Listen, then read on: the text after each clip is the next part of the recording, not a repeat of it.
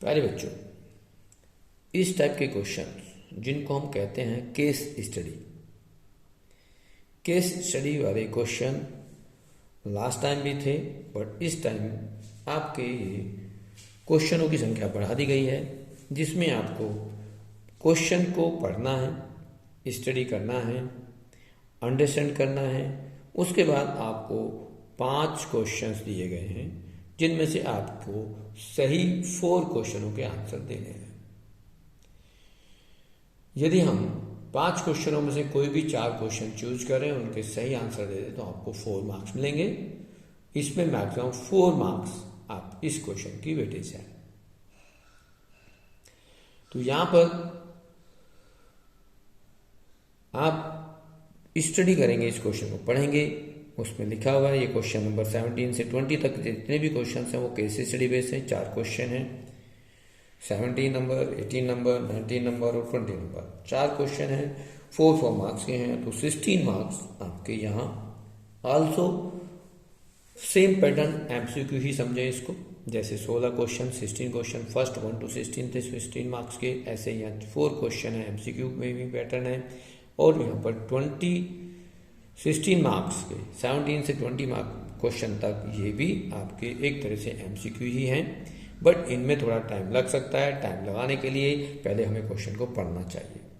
तो सबसे पहले लिखा है, वर्ष के अलग अलग समय पर कई देशों में पतंग उड़ाने का त्यौहार मनाया जाता है। भारत में प्रत्येक वर्ष 14 जनवरी अंतर्राष्ट्रीय पतंग दिवस के रूप में मनाया जाता है। इस दिन दुनिया भर में से लोग भारत आते हैं और भिन्न भिन्न प्रकार की पतंगों को उड़ाने का मजा लेते हैं। आकृति में एक आदमी के साथ हाथ बिंदु सी से 2 पतंगों बिंदु ए तथा बिंदु बी के उन्नयन कोण क्रमशः 30 डिग्री और 60 डिग्री है। यदि एडी 50 मीटर है तथा बीई 60 मीटर है तो निम्नलिखित प्रश्नों के उत्तर दीजिए। अब इसको यदि इंग्लिश में पढ़ेंगे तो आप देखेंगे, the kite festival of the celebrated in of the many countries at the different times of the years. In India, every year, 14 January is the celebration of the International Kites Day. On this day, many people visit India and participate at the festival by flying various kinds of kites. In the figure, the angle of the elevation of the 2 kites, point A and point B, from the hands of the man, point C, on the found to be angle to be 30 degree and 60 degree respectively. If AD is 50 centimeter, B is 60 meter, then answer is the following the questions. अब इस figure को आप पढ़ेंगे, study करेंगे, तो आपको कहा कि ये जो व्यक्ति है, पर्सन है, वो सी पर खड़ा है। यहाँ बी ए पॉइंट जो है, यहाँ से वर्टिकल हाइट उसकी 50 मीटर है, बी की 60 मीटर है, और यहाँ से जो एंगल देखा जा रहा है वो 30 डिग्री और 60 डिग्री है। उसने कहा है कि डीसी का मान ज्ञात करो। डीसी जो है आपके पास, यदि सी व्यक्ति कहीं खड़ा हुआ है तो सी से डी तक के जो डिस्टेंस है, द वैल्यू ऑफ डीसी, वो हम निकालेंगे। और इसमें आपको ट्रिग्नोमेट्रिकल रेशियो यूज करनी पड़ेंगी। आप ट्रिग्नोमेट्रिकल रेशियो में यूज करेंगे तो आपके पास सबसे पहले ये इमेज बननी चाहिए कि ये एक राइट एंगल ट्रायंगल है। अब राइट एंगल ट्रायंगल है और उसमें भी एक एक्यूट एंगल आपको 30 डिग्री जो एलिवेशन एंगल के फॉर्म में दिया गया है। तो एलिवेशन एंगल की अपोजिट साइड जो है वो परपेंडिकुलर कंसिडर करते हैं, और जो बेस साइड है वो बेस हो गई।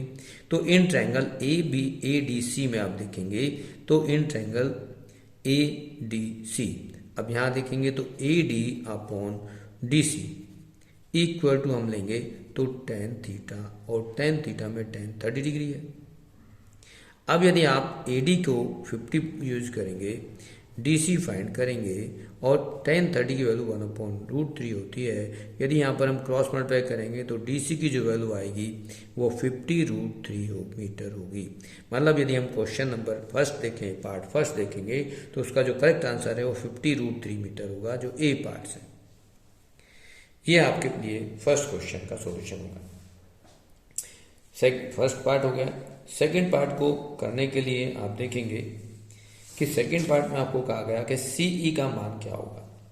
तो सीई आपके पास ये डिस्टेंस है।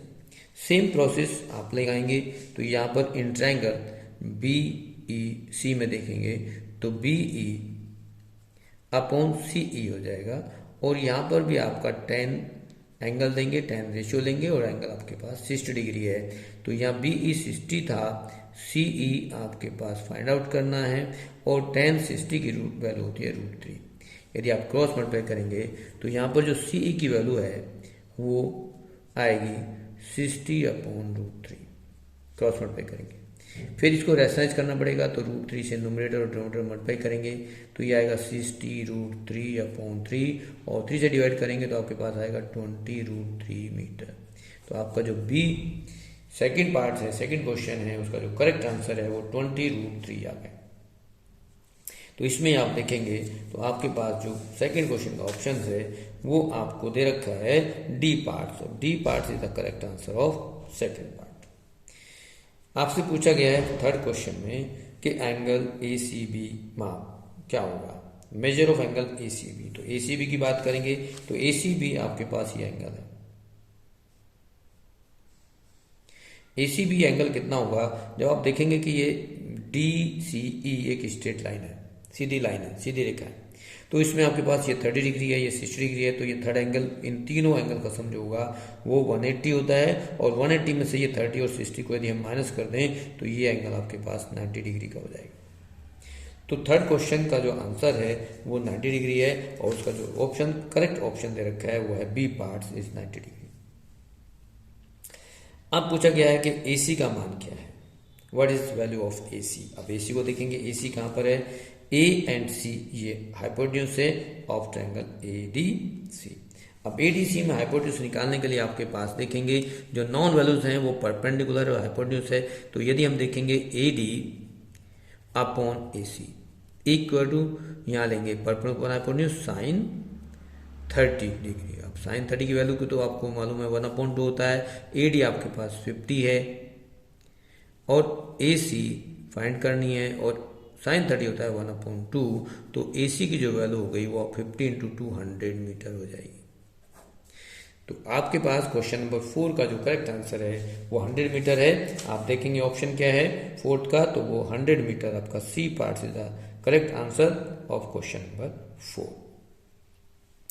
अब लास्ट में आपसे पूछा गया है दोनों पतंगों के बीच की दूरी D याद करो। अब यहां देखेंगे कि ये distance D between 2 kites is, अब क्या होगा ऑप्शन हमें दे रखे हैं, तो इसको आप निकालने के लिए क्या क्या यूज कर सकते हो, आप राइट एंगल ट्रायंगल यूज कर सकते हो कि ये राइट एंगल ट्रायंगल है 90 डिग्री, आपके पास AC मिल गया तो ये AB फाइंड कर सकते हैं। तो AB फाइंड करने के लिए क्या होगा, राइट एंगल ये है, ये हाइपोटेन्यूज है। अब आपके पास कोई एक्यूट एंगल मालूम नहीं है, ये हमारे पास एक्यूट एंगल जो है वो मालूम नहीं है जिसको हम ट्रिग्नोमेट्रिकल रेशियो यूज कर सकें। तो उससे पहले हमारे पास BC मालूम होना चाहिए। अब BC की वैल्यू कैसे निकालेंगे, BC की वैल्यू फाइंड करेंगे BAC से। ये भी आप एंगल मालूम है तो इसमें भी आप हाइपोटेन्यूज यूज करेंगे। क्या करेंगे, BE अपॉन BC करेंगे, BE अपॉन BC करेंगे तो इसको आप यहाँ कर लें तो ये आपके पास BE upon BC equal to यहाँ पर आ जाएगा साइन 60 डिग्री। अब साइन 60 की डिग्री की वैल्यू √3/2 होती है। यदि आप BE को यूज करेंगे, BE जो है आपके पास 60 है मीटर है, BC आपको फाइंड करना है और ये √3/2 आ गया।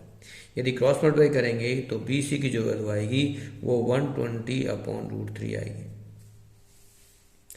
अब BC की वैल्यू ये आ गई तो चाहे तो हम इसको भी यूज कर लें। हमारे पास AC की वैल्यू पहले से निकाल चुके हैं हम 100, BC की वैल्यू मिल गई 120/√3। अब AB जो होगा वो पाइथागोरस थ्योरम से हम निकाल सकते हैं। तो पाइथागोरस थ्योरम में आप यदि इसको कैलकुलेट करेंगे तो AB यहाँ पर देखें तो AB² equal to AC² plus BC² से आप यूज करेंगे। हमें AB फाइंड करना है तो AC हमने फाइंड किया था 100 ऑफ स्क्वायर, BC फाइंड किया 120/√3 ऑफ स्क्वायर। यदि आप इनको सॉल्व करेंगे तो आपके पास ये 10,000 आ जाएगा, प्लस 120 का स्क्वायर करेंगे 144 के साथ साथ 2 zeros डिवाइड बाय 3 आ जाएगा। अब 3 से यदि हम इसको कैंसिल करेंगे तो 3 4 जा 12 और 3 8 जा 24 और 2 zeros आपके पास बच गई। तो आपके पास यदि हम 10,000 में 4,800 को ऐड करेंगे तो ये आएगा 14,800। अब ये किसकी वैल्यू थी, ए बी की वैल्यू थी, ए बी स्क्वायर। तो ए बी हमें फाइंड करना है, तो ए बी क्या होगा, रूट ऑफ 14,800 होगा। अब इसका आप स्क्वायर रूट फाइंड करेंगे। स्क्वायर रूट भी यदि आपको सही से नहीं करना आता तो वो भी बता देते हैं। जनरली आपके जो भी नंबर्स हैं 14800 लिखेंगे, ऐसे 14,800 लिखेंगे, तो आप इसको प्राइम फैक्टर्स कर लो, इजी। अब ये 2 जीरोस तो आपके पास हैं, तो 2 जीरोस का मतलब है ये 100 मल्टीपल हो रहा है, 100 होता है 10 का स्क्वायर, तो एक तो 10 ही सीधा सीधा आपके पास आ जाएगा। यदि आप सिंपल यदि 148 के फैक्टर कर लेंगे तो उससे भी आपको पता चल जाएगा ये किसका परफेक्ट स्क्वायर हो सकता है, नहीं हो सकता। तो 2 से 14 को डिवाइड करें, 7 आएगा, 4 आ गया। फिर यदि 2 से डिवाइड करते हैं तो आए 2 3 जा 6 और 2 7 जा 14। अब ये 37 प्राइम नंबर आ गया। तो आप देखेंगे कि यहाँ यदि फैक्टर करने पड़े आपको तो 2 इंटू 2 इंटू 10 इंटू 10 इंटू 37 आ गया। और यहाँ जब पेयर बनाएंगे तो आपके पास आएगा 2 into 10 root 37 means 20 root 37 meter is the correct answer of question number 5। अब 20 root 37 is the B part of the question number 5। इस तरह से आपके पास केस स्टडी के 5 क्वेश्चनों का सॉल्यूशन हमने दिया, बट आपको यानी 4 अटेम्प्ट करने हैं।